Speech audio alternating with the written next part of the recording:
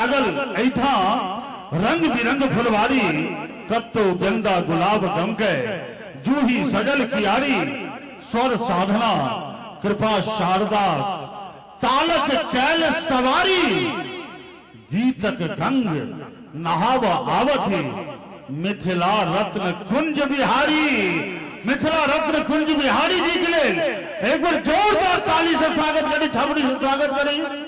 आओ श्रीमान मिथिला रत्न पंडित कुंज बिहारी मिश्र जी अपने के स्वागत।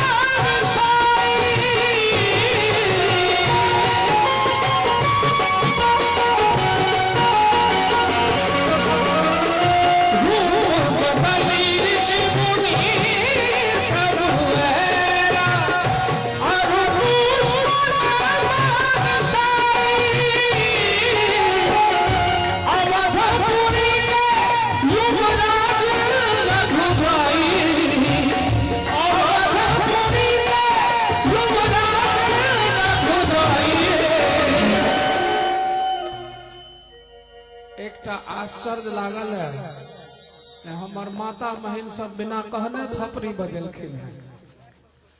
आप जब हम अपील करबे तो हमरा लगे सब गोटे बजे थे तो जते गोटे आवाल वृद्ध नर नारी छिए सब गोटे हाथ उठा लियो, बहुत बेसी नहीं कह के आ ताली बजा के पाहुन हमर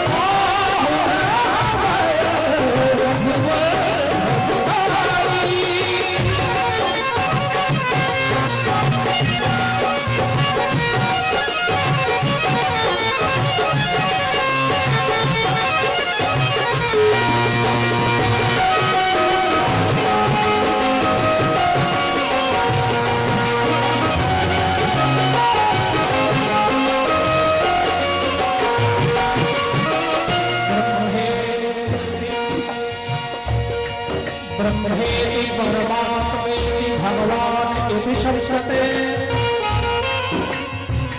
जिनका ब्रह्म परमात्मा भगवान कहल जाय छै, जिनकर वर्णन वेद में है, एते कांश अलापुंसा रामास्त्र भगवान स्वयं सह पाहुन बन कर मिथिलांचल में अला है।